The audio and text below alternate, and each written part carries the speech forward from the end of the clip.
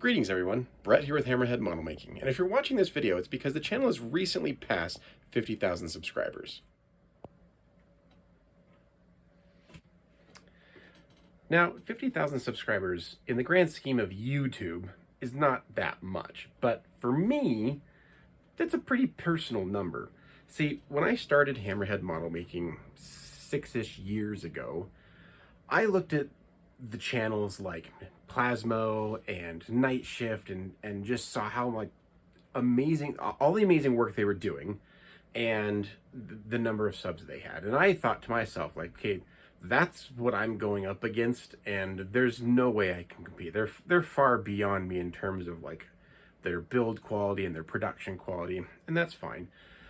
And I just kind of was like, if I could get a tiny fraction of that number, I'd be happy. And I remember when I hit my first 1,000 subscribers, which is somewhat of a milestone for YouTube, I kind of felt like, holy smokes, like, I can't believe that there's people that are willing to watch what I'm doing, that many people. And here we are 6 years later, and it's 50,000. I am just absolutely blown away.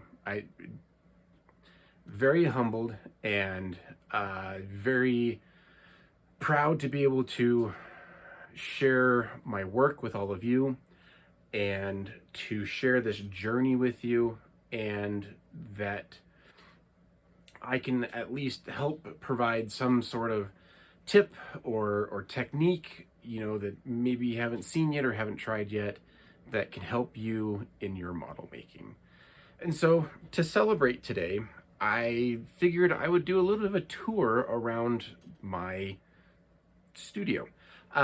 So the space that I build my models in is a multi-purpose space. For my day job, I am a remote employee, so this is my office.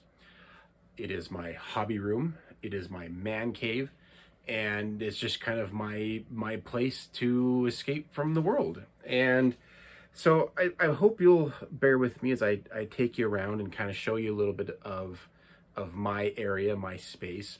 I want to talk a little bit about my workbench and why I built it the way that I did. I'm going to take you around and show you my display cases so you can kind of see what when I build a model, what happens with it afterwards. Where does it go?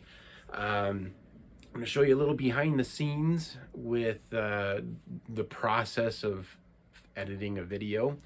And then finally do some Q&A. I had left a community post on YouTube a little while ago saying like, hey, send me your questions. I'll answer them here on the video. So I'll be doing that later. So let's go ahead and take a look at the workbench. So this is my workbench. And you might recognize this. I do the majority of my filming, and what you usually see is just about this portion right here. When I rebuilt my workbench a couple years ago, I switched from using like various random folding tables to a dedicated hand-built workbench, and I'll show up some footage here of that building process. But one of the things that building my own workbench allowed me to do was to redefine the space that I needed.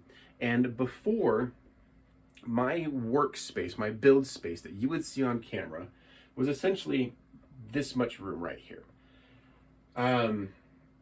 I have redesigning this table. I have allowed myself a little bit less room this way because I found that there was a lot of space that I was not using back here, and I expanded this way a little bit. So now I actually have enough room on my workbench for essentially two build areas. I have this one, which is my primary build area. This is where I do most of my builds.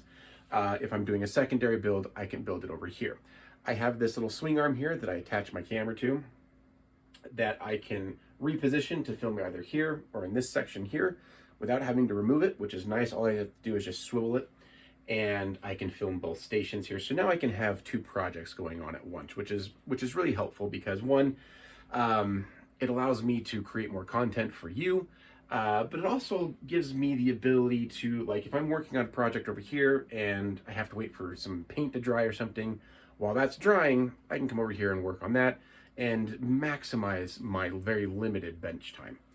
Currently on the Workbench, I have a couple of submarines that I'm working on, which I'm excited to show you guys later. So that's future video here. And but so right now my bench is 24 inches deep in the actual workable area here. Off to the side here, I have a lot of my consumables, tools. You can see on the back wall here, I've got all my paint set up and things like that. Up here is this general clutter up here is kind of things that I only use rarely often. And then in front of me is the stuff that I use 95% of the time. And one of the things that was really important to me when I was redesigning my workspace was basically making it so that regardless of what I'm doing here, this was my primary work area, I could reach any tool, any product, any consumable I needed from this position. Now, a small percentage of that is born out of, I just didn't want to have to get up and move around a lot and a little bit of laziness. But at the same time, like the amount of time that I spend at the Workbench is really limited. I have a day job, I have a family, I have other obligations that I have to take care of. And so when I'm at the Workbench, I don't want to be wasting time looking for tools, looking for paint, looking for something that I need. I want everything close by, ready to go. Down here, I have my compressor for my airbrush. I have my airbrushes set up over here. And pretty much everything I need, I have available to me right here at the Workbench. The surface here is something that I have printed, local printer here that has hooked me up generously and helps me out with the backdrops. And the reason why I ended up switching to this style of a backdrop was I found that there was an account on TikTok that was essentially stealing people's scale model video and re-uploading them as their own work. And I played around with a couple of different ways of doing like watermarks and things like that, and eventually settled on this. It has my name pretty much no matter how you crop a video that I make, my Hammerhead Model Making name will almost always be visible. The goal there to hopefully deter people from stealing my content in the future. And so far I haven't found any new pirates out there, so maybe it's working. But as you can see, it's actually quite dirty at the moment. This is due for a change here pretty soon. As I get paint and scratches and whatnot on the backdrop surface, eventually it kind of becomes a little too much and I have to replace it. So essentially what I'll do is I'll just rip it all up. It's all just taped down, put the new clean fresh one down, tape it down, and I'm ready to go. So as a continuation, Workbench is over here. This is the paint wall. I have all of my Vallejo and Ammo MIG paints up here. I have Tamiya paints, and then I have various lacquer paints and stuff over here, airbrush boxes, and various bits and things. I have some other more consumables down here. I have like gloves, some brush paints, a whole bunch of sandpaper, painting sticks, and various other tools that I keep down here. Up here you can see I have window with my extraction fan. I have a ducting that I can hook up to this that I can put over the Workbench when I'm spray painting. Additionally, I do have a respirator that I wear as well, that I wear when I'm doing painting and any kind of sanding, especially when I'm sanding resin. Just want to make sure that I stay healthy, don't get any bad things ingested in my lungs, but also because this room is part of my house, like this isn't in a garage or anything, I want to make sure that I'm not getting any noxious smells and fumes into the house and bothering the rest of the family. You can also see over here, I have one of my display cases. So I have a total of 5 display cases in the house. 4 of them sit in this room, and the 5th one is up in the living room. So I'm going to take you on a quick tour of the display cases and show you where I keep my models. Now, you might notice there are a few models missing from my display cases, and that's because I have a couple of models that I have displayed in other locations. The local hobby shop to me, MRS Hobby Shop, they have some of my stuff on display in their hobby shop. If you're familiar with the online retailer kitlinks.com, they have one of their warehouses here in the Salt Lake Valley, and they have a small showroom attached to their warehouse, and I actually have the B1 stored there. Additionally, I have a couple of things that I have boxed up right now. So one of the things you won't notice is Ye Olde Pub. And the reason why I don't have that one on display right now is because I don't have a display case big enough for it. And I don't want to display it out in the open where, one, I have cats and they like to knock stuff. I don't want them knocking it. Additionally, I don't want to have to deal with dusting it and getting dust on there. So it is currently boxed up until I am able to come up with a display option for it that will be dust free. Or I might take it to a couple of shows this year, which I will touch on later on in this video. So just quick, I'm going to show you where the display cases are, and then I'll show them to you in detail. So I have this one here, and then if we come around over here, I have my additional 3 display cases here. So I have this large one here. This one I picked up at a local thrift store for $40. It did not have any shelves in it. And this is like a retail display case. So it's only open, you can only get to it from behind, which is a pain. So I try to keep stuff in here that I know I'm not going to be moving anytime soon. But I got this large one, and you can see on here that it has my sticker collection, doing sticker swaps with other scale modelers. And then Lego Concord, which is a fabulous model. A good chunk of my stash, and then my 2 other display cases. This one here is just pretty much armor stuff. This one is kind of a catch-all that I use for various things. And it has miscellaneous stuff in there as well as memorabilia. And then finally, I have a 5th one that is upstairs. So let's go ahead and take a look at these in more detail. So I figure I'd just kind of take you through each display case and generally show you what all is in there. Now, I don't have like a grand big brain way of organizing my display cases. It's mainly just based on what can I fit in the space that I'm given. And so there are some instances where it's kind of themed, others where it's not. So this is a display case that's right next to my workbench, and this is pretty much full of 1/48 scale aircraft. And as you can see here, it's a little bit of everything. We've got single engine World War II fighters, we've got some Korean War jet aircraft, some twin engine. I do have a lot of like tokens and challenge coins and things that I've received at various shows that I've been to in this display case as well. And so this is pretty much just 1/48 scale. And this is kind of the one that I'll usually put my most recent build into, assuming it fits. Because it's the closest one to my workbench and the one that I pretty much look at the most often. Here's Special K and my Japanese Self-Defense Force helicopter. This is my Australian F-111. There will be a video coming out for that one soon. This is my big display case. As I mentioned before, I picked this up for $40 at a thrift store. Did not have any shelves in it whatsoever. I've had to put shelves in there, which is fine. For $40, this is a steal. And again, this is just a little bit of everything. I've got a lot of my 1/72 scale collection in here. I've got 1/48 scale stuff in here. I've got ships in here. And yeah, it's just, this really is just like the big bulk of my collection. But fortunately, because I can move the shelves around and stuff, there's actually room to grow in here. I can add more shelves and give myself more display room as I need and as my collection grows. But this, at one point, I did have the B1 in here on this bottom shelf where you see all the C-47s and DC-3s, but as I mentioned, it is currently somewhere else. This display case also holds all of the stickers that I have from other modelers from around the world.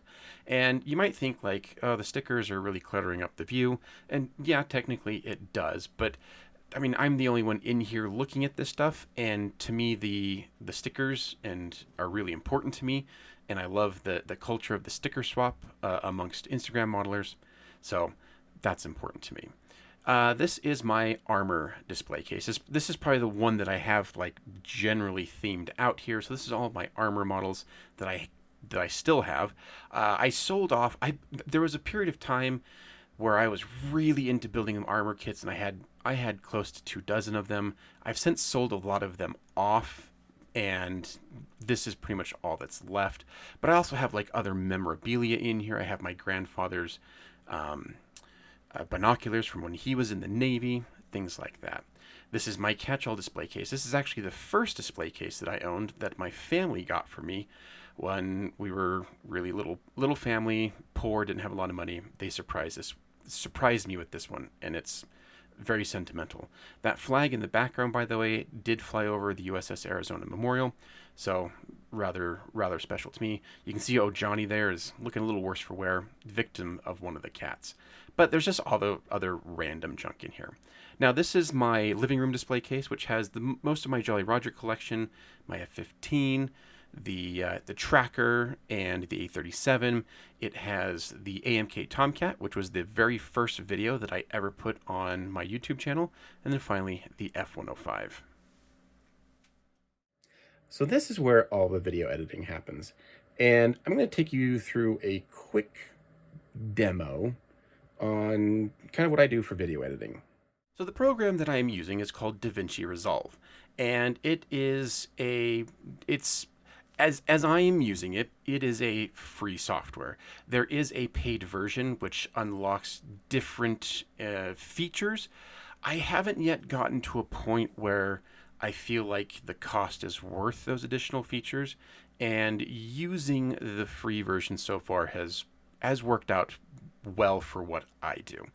And so my process here is, as I film a video, and the example you're seeing here is one of my 5-minute review videos, but the essential process is the same. So when I go out, I film almost everything that I do at the Workbench, and which means I film a lot of footage. And what I have to do, because oftentimes I'm editing a video 2 to 3 months after I've actually finished the project, I don't remember everything that happened during that build. I don't remember everything that I filmed. And so I'll have to go through every clip that I film looking for information that I can share with you that I think will be useful to you. And it's a challenge, because there are times when I'll skip over something and be like, oh, the viewers, they don't want to watch that. That's going to be boring or something. And then literally like the next video, I'll get a comment saying, hey, it would be really nice if you could show this. And it's like, I literally just deleted that because I didn't think people would want to watch that. And so trying to cut down what I film, I mean, we're talking hours and hours and hours, hundreds of gigabytes of footage that I film, and trying to determine what will be most useful to you, and and what will be helpful to you. It can be a challenge, but so I have to scrub through all the footage and then trim out the stuff that's not important, or maybe it's out of focus or out of frame, and various things like that. There's a lot of different criteria that I go through, but I have to trim it down, block it all together, and then eventually what I'll do is, once I've finished a pretty much a final draft, and I might go through 2 or 3 rough drafts of an edit. Once I'm happy with pretty much a final locked in draft, then I'll go in and do like my voiceover recording as I'm rewatching the entire video, which again allows me to catch little things that maybe I didn't notice the first time, or the pacing is off, and I can make those tweaks and changes. So that's kind of my video editing in a nutshell. All right, it is time for some Q&A. So the first few questions are going to be from some of my patrons, and then we'll get into the remainder of the viewer questions. So first question comes from Philip Larson, and he asked me to tell about the origin of the Hammerhead logo. So this goes all the way back to my days in high school. I thought myself an amateur writer and was writing a kind of a science fiction, like a near future science fiction short story about some, surprise, surprise, fighter pilots. And their call signs in my story were Hammerhead 11 and Hammerhead 12. And at the time I just thought like, oh, that's a cool name. Like, it sounds cool. And then it just kind of stuck with me, the name Hammerhead. When I bought my first Xbox and created my Xbox Live account, I used Hammerhead. And so pretty much ever since then, Hammerhead has been just kind of a part of my identity to some degree. And so when I was germinating the idea of creating what became Hammerhead Model Making, I just kept coming back to the idea of the hammerhead. Now, one of the reasons why it resonated with me for the modeling is the fact that the hammerhead shark, amongst all sharks, is instantly recognizable for exactly what it is. I mean, you could do a picture of just like a generic shark, and it could be a hammerhead shark, it could be a nurse shark, it could be a whatever, right? But a hammerhead is uniquely identifiable as to what it is. And it's an instant recognition. And it like doesn't matter language, anything, people know what that is. And so it just kind of made sense that I was going to continue on with the hammerhead moniker. And so, you know, I played around with different like hammerhead models, hammerhead various, and it just, hammerhead model making to me rolls off the tongue a little bit easier, encompasses what I do, and that was kind of the birth of the hammerhead name. All right, next up, another patron asked, he actually has 3 questions here. So this is from Andrew 10. And the first thing he asks is about cleaning dust-riddled models. So one of the reasons that I have so many display cases is because I do not like dealing with dust on my models. But when I do have to deal with it, I prefer to use a large, very, very soft brush like this. You could also use makeup brushes, work good for this as well. But this brush does a good job of being able to clean off models without damaging them. So this is definitely my go-to if I have to do any cleaning, like especially before I take something to a model show. I'll hit it with one of these. Additionally, you can use compressed air. I do not recommend those like office cleaning cans, like little compressed cans that you get. I'll just fire up my compressor, turn the pressure down to like 10 psi, and just blow air through my airbrush, and that usually can take care of most dust. If you have dust that's like years old and it's ingrained on there, you're gonna need something a little bit more than a soft brush or some compressed air. That's a little bit more tricky to deal with, but I try to mitigate that as much as possible by putting as much of my stuff in a display case of some sort, some kind of covering to minimize the dust. All right, the next question he has is, what is your thought process for choosing the models that you make? This is largely going to depend on kind of what's happening in the larger modeling world. And what I mean by that is, over on Instagram, for example, oftentimes there are group builds happening, buddy build happening, theme builds, those types of things. And I'm a sucker for joining in on those. I enjoy participating in those types of like community builds. And so oftentimes those will kind of dictate what I'm working on. But another thing that will help me decide is obviously if I'm taking on a commission, for example. I will prioritize a commission build over my own personal stuff. And so oftentimes that might be next up on the bench, because as I'm wrapping up one project, that's when I start the commission build. But this year for 2026, one of the goals that I have is to diversify the types of kits that I am building. And looking back at 2025, I realized I built nothing but aircraft that year. And which is fine. I like aircraft. Aircraft are kind of my first passion.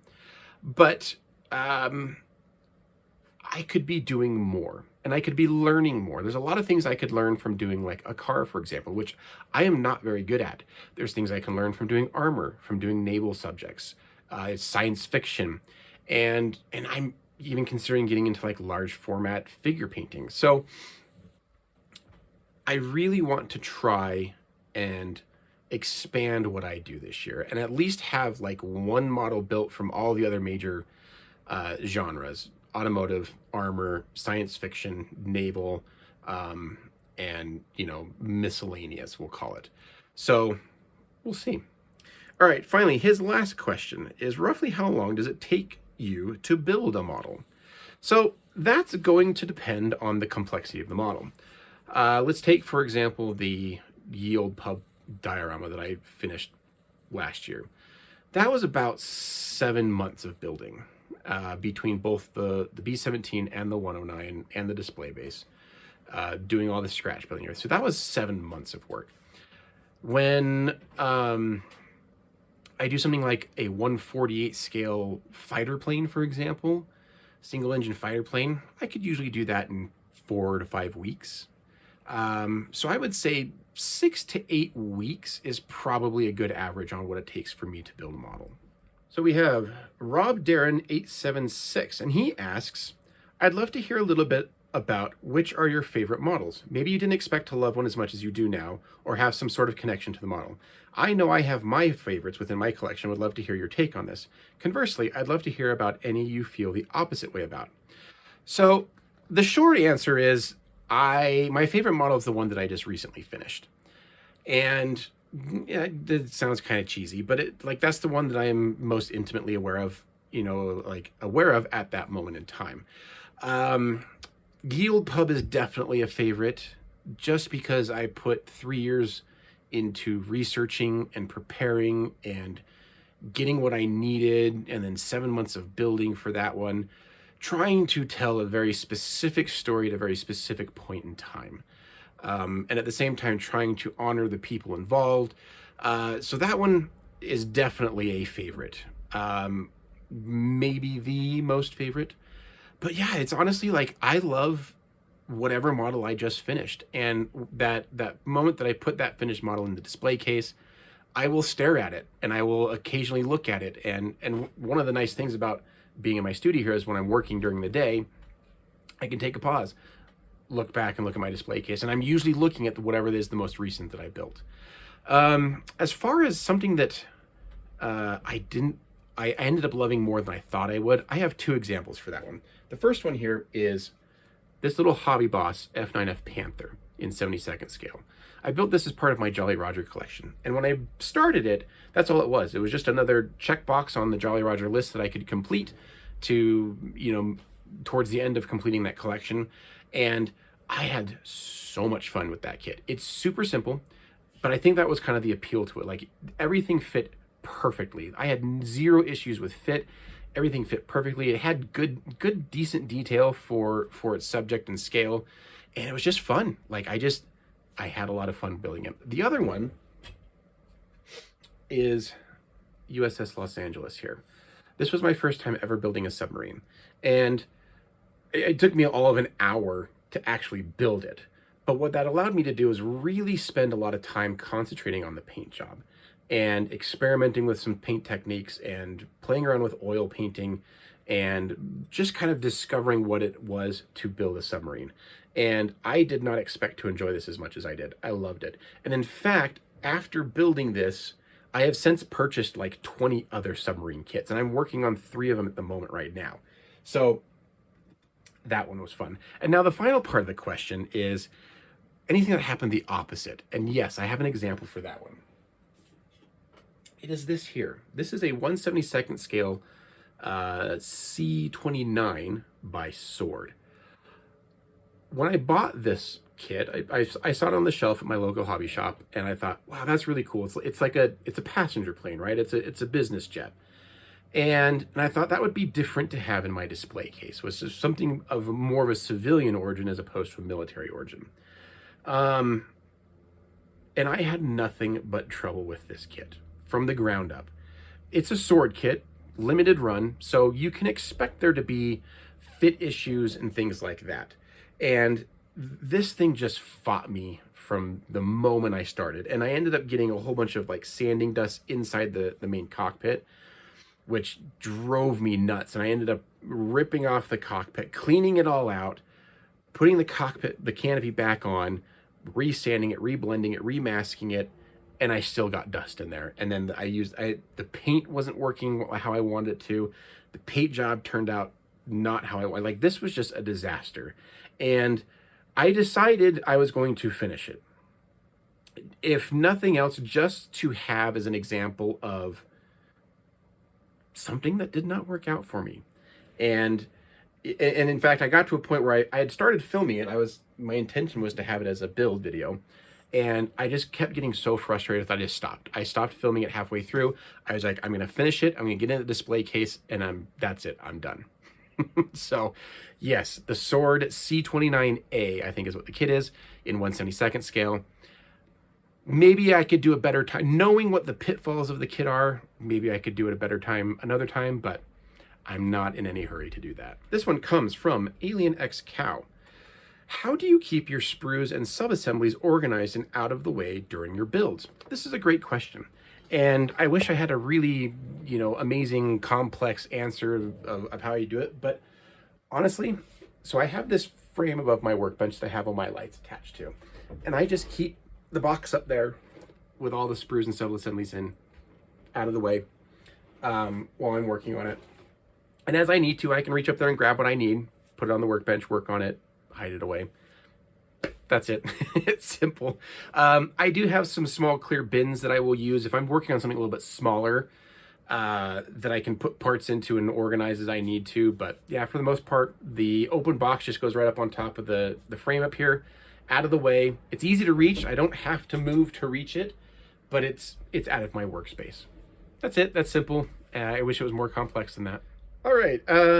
KG Models asks, what made you start modeling? Was it through someone you knew or a thing you found yourself? For me personally, it was by watching James May's Toy Stories episode with the massive Spitfire.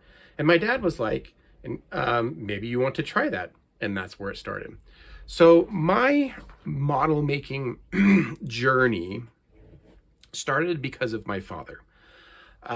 My father comes from that time period when it was normal for young boys to make models, but he was more interested in model railroads. And so growing up, as long as I can remember, we always had a model railroad layout in the house. And that, to me, that was fascinating to see all the little trains and the trees and the buildings and the tunnels and all the stuff that my father would do. But he would also occasionally build a model kit, model airplane, model car, whatever. And so he would hang the model airplanes up in my bedroom when I was really little. And so for me, pretty much I've been connected to model kits since I was an infant, essentially. And that's just kind of where it started. And eventually it got to a point where I started wanting to make them myself. And well, actually, I can remember there was a time my dad was making me a model of the Memphis Belle. It was an old Revell 1/72nd scale kit. And I had seen the movie. So this is early 90s. I had seen the movie, completely fell in love with the movie as a young kid. And I asked my dad, I want the Memphis Belle. So he went out and bought the kit. He built it overnight while I was asleep, and it was done in the morning. And I remember coming to him being like, it's not the right color, Dad. And because it was like green molded plastic, and he just built it, glued it together, and that was that. So the next night he painted it. And I got up the next morning. It's missing the stickers. He hadn't put the decals on. So the next night he put the decals on. And the next day I get up and I was like, oh, that's really cool, Dad. But, these little things don't match what's in the movie. And so he kind of finally got to the point where he said, okay, if you want this how you want it, you have to learn to do it yourself. So I did. From Eric_43, my question for you is, how do you keep up motivation to build consistently? And do you ever deal with building burnout? I'll answer the second part of that first. Yes, I absolutely deal with burnout.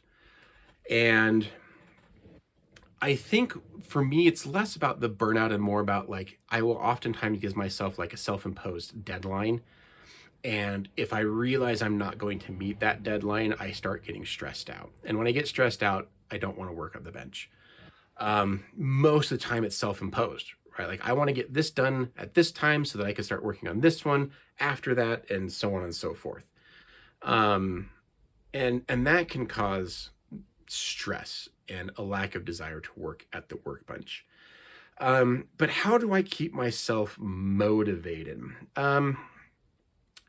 I think it's mainly because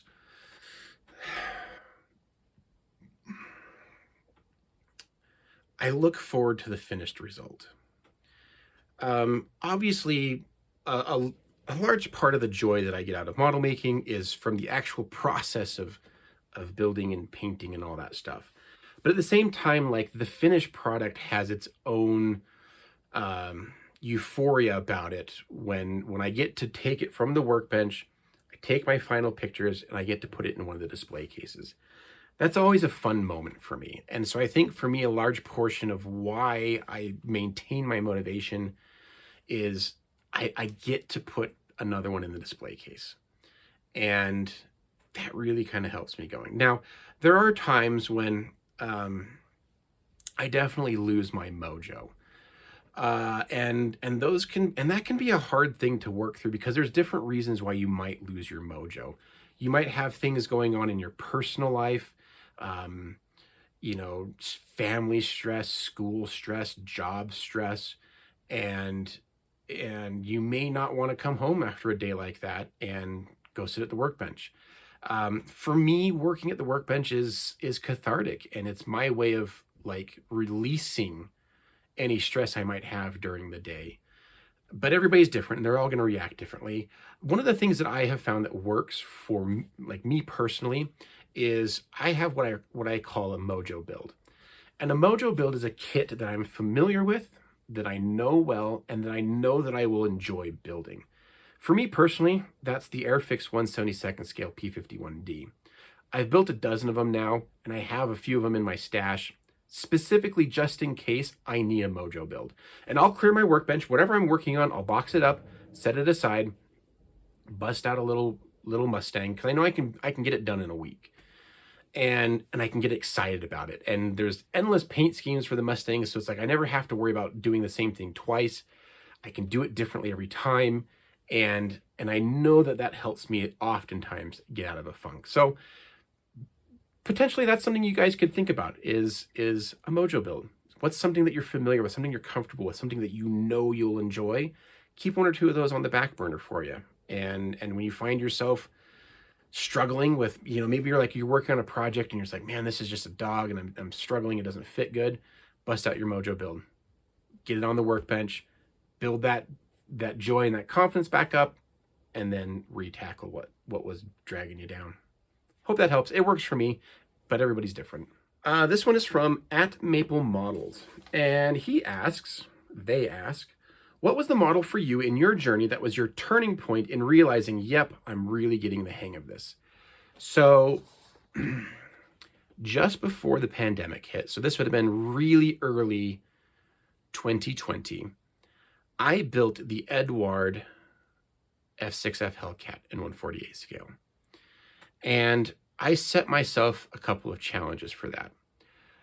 One was to try and do as much scratch building as I could. The second one was to really try and use some new painting techniques and weathering techniques. And I remember going through that build and being like, this is going to be hard. I wasn't as comfortable doing scratch building at that time, but I wanted to push myself. And I remember finishing that build and looking at it and just being like, okay, that's cool. I accomplished the goals that I wanted to accomplish. I did the things that I wanted to do, and I was really pleased with how it turned out. That was kind of that moment where it was like, I knew that I could do what I wanted when it came to model making. Are there still things that are difficult to me? Absolutely. Are there still things that I struggle with? 100%. But I learned about myself enough to know that I can get to those. I can overcome those shortcomings, and I can become better in the ways that I want to become better. So that Hellcat was a turning point for me, 100%.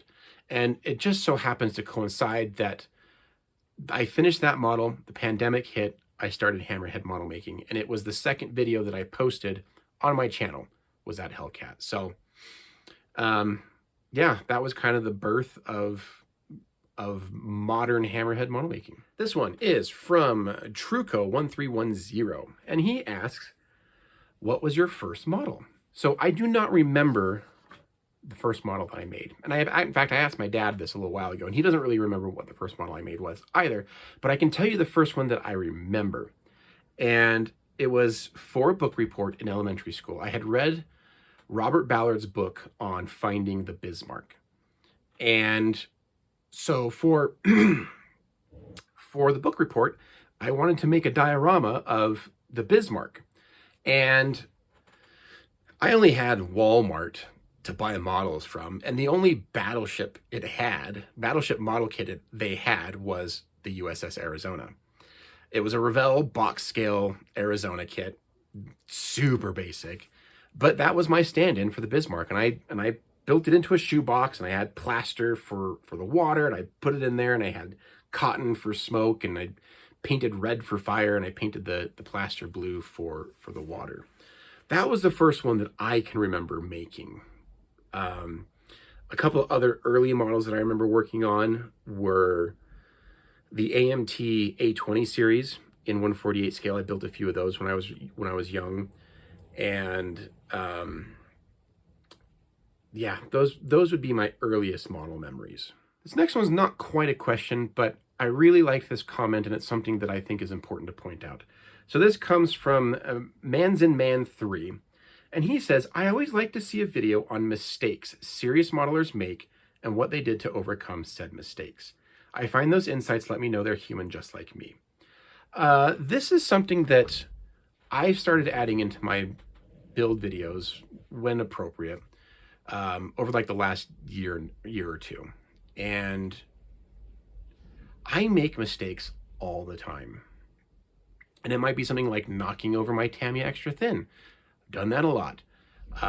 Getting a big glob of glue onto something that I didn't intend. Or my airbrush spits paint everywhere.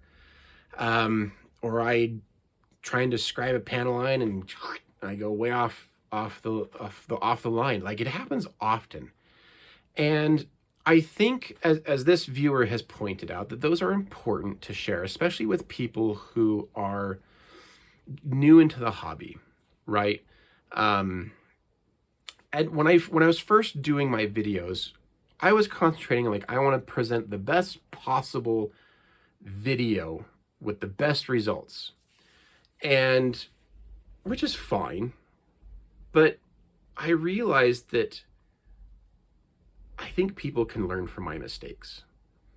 And I hope people can learn from my mistakes, because I still have to learn from my mistakes, because I still make the same mistakes over and over again. You know, I need to learn those things. But yeah, I think it's important for the people in my position, not just on YouTube, but also like on Instagram and other social medias, to show that, like, model making is a journey. Building a model kit is a journey, and things don't always go to plan. And being able to solve those problems is just as important as knowing how to use an airbrush or a paintbrush, or how to glue properly, or how to sand a seam line. Problem solving is important in model making. And I think if I had a tip that I could give when it comes to running into an issue, because oftentimes if we run into a significant issue, it makes us upset. We get frustrated. I had to deal with this recently with a build that I was working on.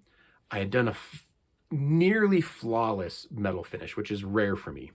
And I was really excited to start putting decals on, and it became a disaster. And I tried to remove the decals, and I ended up removing paint all the way down to plastic. And I was upset. And I think what's important to do when you're upset is try not to solve the problem while you're still upset. I find personally that I make it worse if I do that. I think the best thing to do if you run into a major problem, you know, something that's a significant setback, is set the kit aside. Allow yourself time to, you know, deal with the frustration and the fact that you're upset. Allow yourself time to cool off. Might be days, might be weeks, and then solve the problem. Don't solve the problem when you're angry or you're frustrated or you're mad. Solve it when you're in a better head state. But yeah, mistakes are overcomable. I've only ever thrown out one kit in my entire life because it just became unbuildable. I have a few that I've set aside that I will fix at a future date, but don't give up on them. This question is from Plastic Posse 768. And he asks, what drives you in the hobby, and what is your primary reason you keep modeling? I think my stash is my primary motivator. I've got all these unbuilt models that I want to build. No, I enjoy model making. It's a passion for me. It's more than just my YouTube channel. It's more than that. Like, it is how I get into my flow state. It is how I decompress for the day. It is something that I can think about during the day and look forward to in the evenings, coming to my workbench. I get an immense amount of joy when I pick up a new tip or a new technique that works out, that I'm able to apply to a model, or a new paint or a new product that someone recommended that makes something easier. Like, all of these little things add up to just, I love to keep working at the workbench. And there's very few times where I finish something and then I just don't immediately start something else. And in fact, what I'll often do is I'll have whatever I'm working on the workbench, and then I'll have whatever I'm going to be working on next just sitting right up here. And literally, as soon as I take the final pictures for whatever I just finished, I got the next one down on the workbench, and I've got it started. So it's cliche to say, but I just love it. I just enjoy it, and it brings me joy. Next up, we have a series of questions from Samuel Weaver 9308. And Samuel asks, how does your display spaces influence what you build? Do you plan to cycle older models out of your display as the collection grows, or just keep getting new cabinets? It's something I can't quite figure out in this hobby. So this is a good question. My display space absolutely has an influence on what I choose to build, mainly because I don't want to build something that I cannot put in some kind of container or some kind of display case. So this does limit me on the size of things I can build. The B1 bomber that I built a couple years ago fits into my large display case on the bottom shelf, but only like in one specific orientation. But I tested it out before I even started working on it. I taped the whole thing together to see if it would actually fit in there, and it would. Had it not fit in there, I don't know that I would have started it at that time. It is currently on display at the KitLinks showroom because he has some large display cases that easily fit it, and so it has a nice home there for now. But yeah, it definitely influences what I build. You'll notice that I don't build a lot of 1/32 scale stuff. I would like to. I love the detail in some of the 1/32 scale stuff, but they take up a lot of room in the display case. And so that's a consideration. So the second part of his question was talking about, do I rotate older things out? Or do I just get more display room? My first inclination is to get more display space.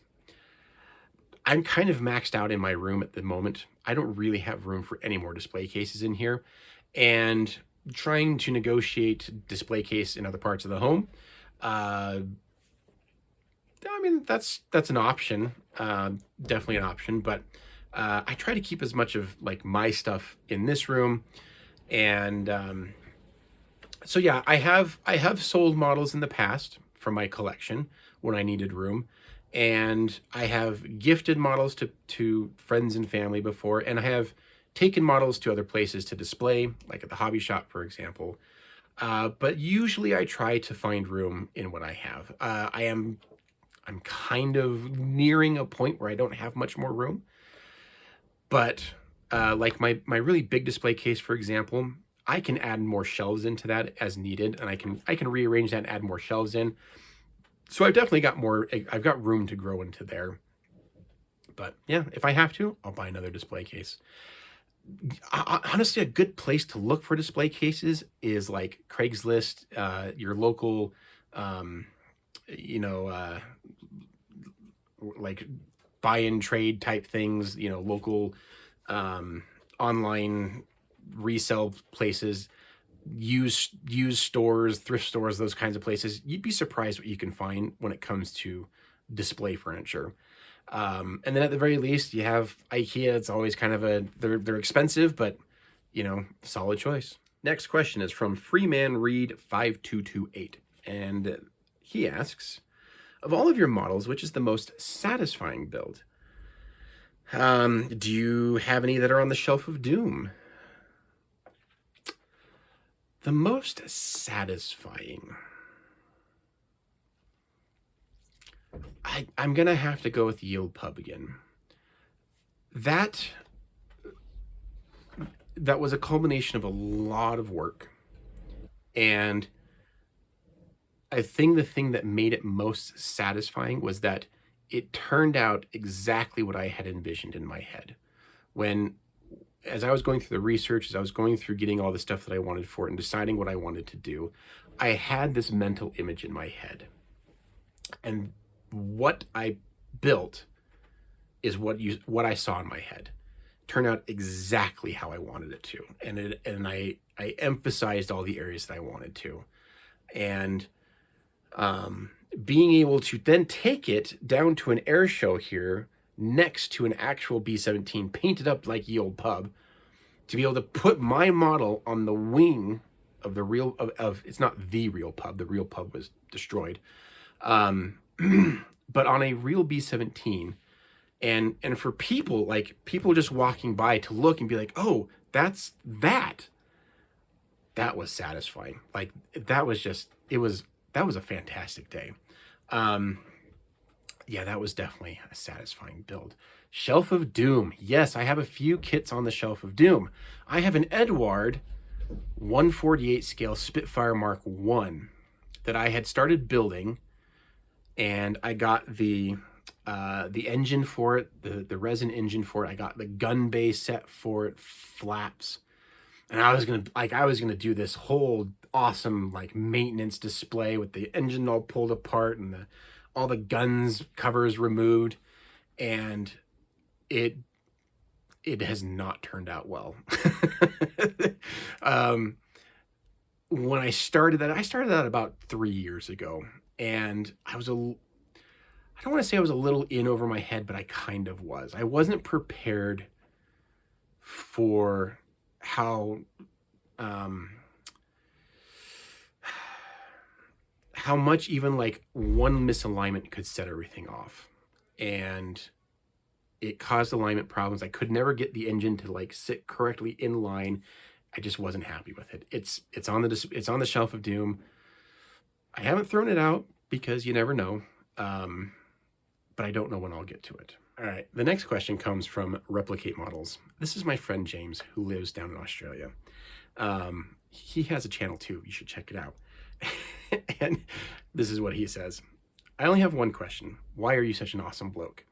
I wish I could do that in his Australian accent, but it would sound horrible. James, thanks for that. I try my best to be a nice person, and I hope it comes through, because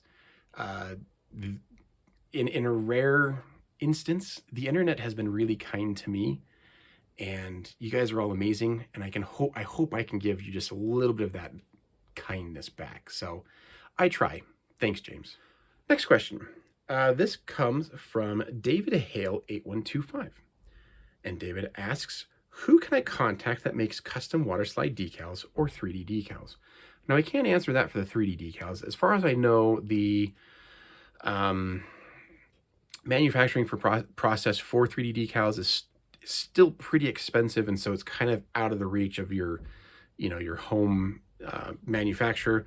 But as far as water slide decals, the company that I would recommend is www.pdc, that's Papa Delta Charlie, .ca. This is a guy up in Canada that mainly does model railroading decals, but I've had him print some decals for me, and they are phenomenal. Just crazy high quality. Huge recommendation for pdc.ca. This question comes from Christopher Jordan 5423, and Christopher asks, how do you pick your add-ons, and how do you attach photo etch parts to keep them from separating? So the way that I choose my aftermarket stuff has changed a lot over the years. There was a time where it was I wanted to buy all the photo etch, all the resin, dump it all into a model. I'm finding myself being a lot more selective with what I choose. I will mainly, if I'm doing research on a kit, I will try to identify areas that just from like an initial glance appear to be not very well detailed. And if there's something available for that, then I will get it. If I look at a model and be like, that looks pretty good, like I may not even consider getting aftermarket for it. There are a few places where I think you can't go wrong with aftermarket. One would be wheels, especially for aircraft. The dealing with like two-part wheels on a model aircraft, yeah, you can make it look good, but it requires a lot of work. Resin wheels tend to look really nice. You don't have to deal with a seam line. You get nice tread detail. You get nice hub detail. I think resin wheels 9 out of 10 times could be like an automatic add.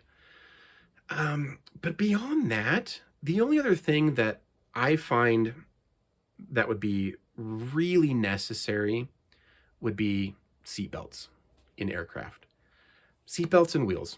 Those are probably the two things that I would say I would add if I either had the money or the time. I would add that to every model, aircraft model that I make. Beyond that, it's kind of personal choice. Like how much detail do you want to put into something and how much work do you want to go into that detail? Sometimes there are aftermarket things that on paper sound really nice and like, yeah, this is going to look good. It's going to look way more detailed than the kit part. But you end up spending a lot of time just making the aftermarket part fit, and a lot of surgery, a lot of cutting, a lot of grinding, a lot of sanding. And you kind of get halfway through that and you think of yourself like, is it worth it? Only you can answer those questions for yourselves. I'm finding more and more that it's not worth it. And if I'm looking at upgrades, I'm usually looking for just direct swap out replacements like wheels or exhaust, or drop in parts that aren't going to take a lot of work to get them to fit. And that's how I deal with picking my aftermarket now. As far as attaching photo etch, I use super glue. I use the Bob Smith Industries brand, and I like to use the Maxi Cure. This is a little bit thicker. I find that with thinner stuff, it always ends up wicking into somewhere that I don't want the glue, which is usually my fingers, which then ends up attaching me to the bottle. So I use the Maxi Cure stuff. It's a little bit thicker, a little bit easier for me to control, and that usually does the work. All right, our final question comes from DS Mini Builds. And they ask, are there any older models in your collection you would make again with your improved skills? The answer to this is an emphatic yes. The oldest model that I have in my collection is this one back here.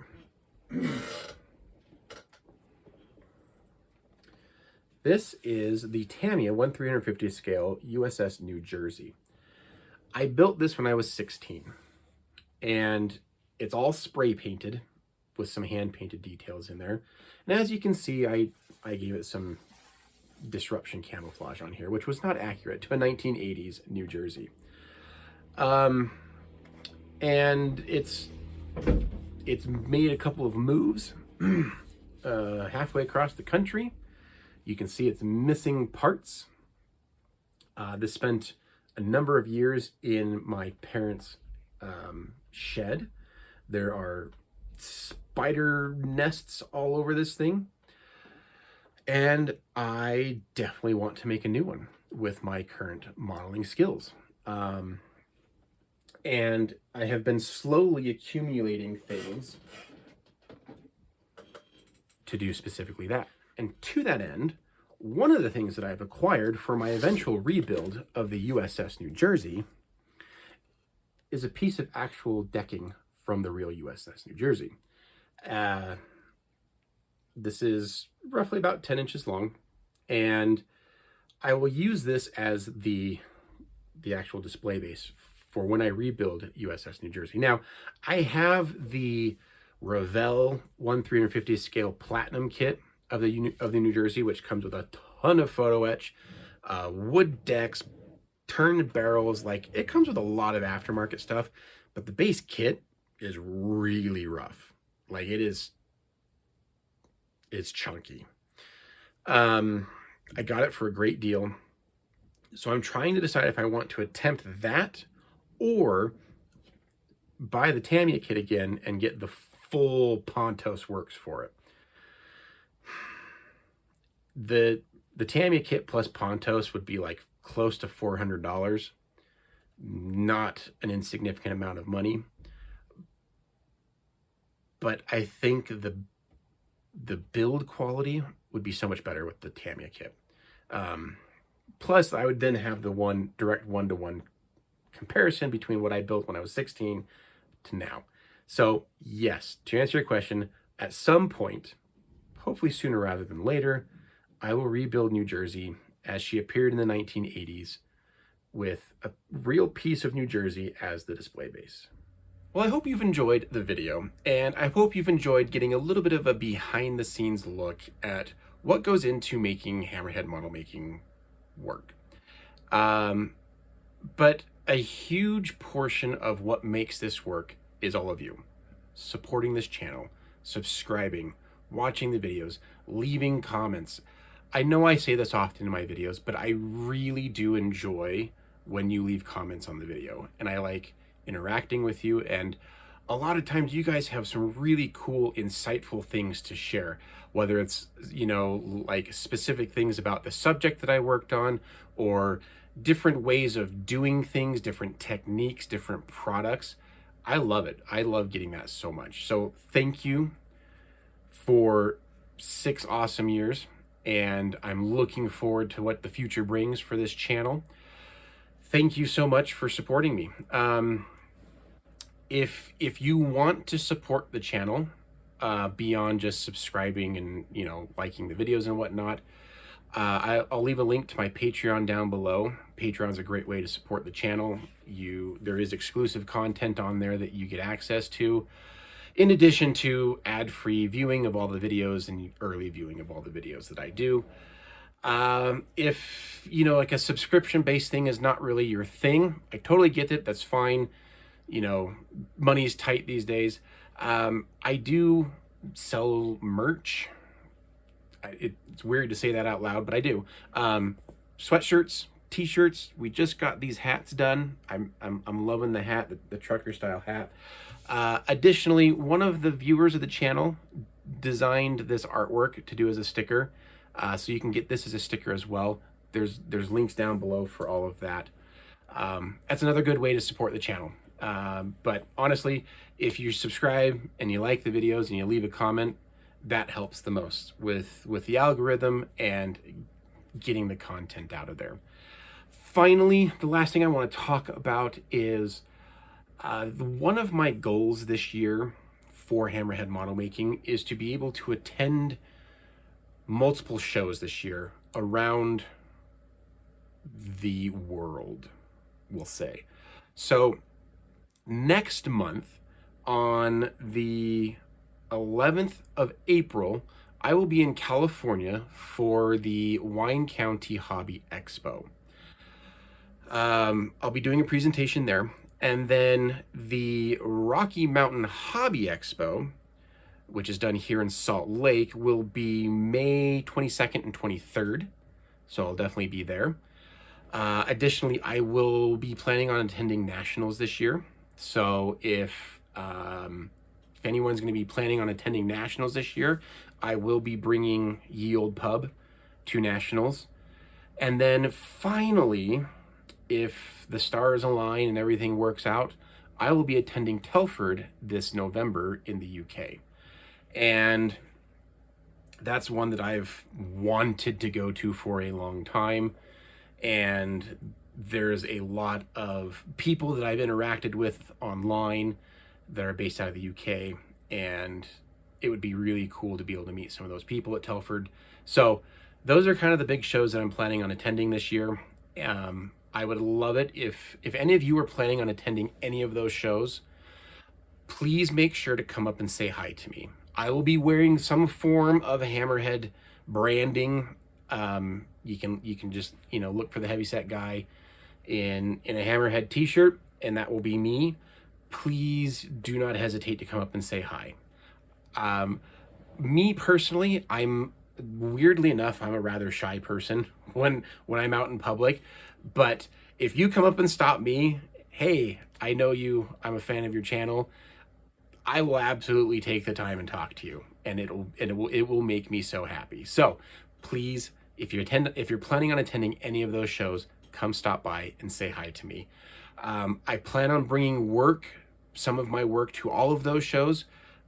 Getting some of my stuff all the way out to the UK might be difficult, so it might be like 1 or 2 small models. But like I said, for nationals, at the very least, I'm planning on bringing Ye Olde Pub. I'll probably bring a few other things, so I plan on driving to that. I will have a huge selection of stuff at the Rocky Mountain Hobby Expo because that's my home turf and it's easy for me to get stuff there. And I am planning on bringing a few things, including Ye Olde Pub, to the Wine County Hobby Expo. So I'd love to meet you if you're there. That would be awesome. Please, if you want to support the channel, check out some of the merch or check out my Patreon. And finally, thank you all so much for getting me to this point. And this is a big milestone for me personally, for my view of the channel. And I am deeply grateful for everything that you guys do to support me and to support this channel. So thank you. Take care. We'll see you on the next video.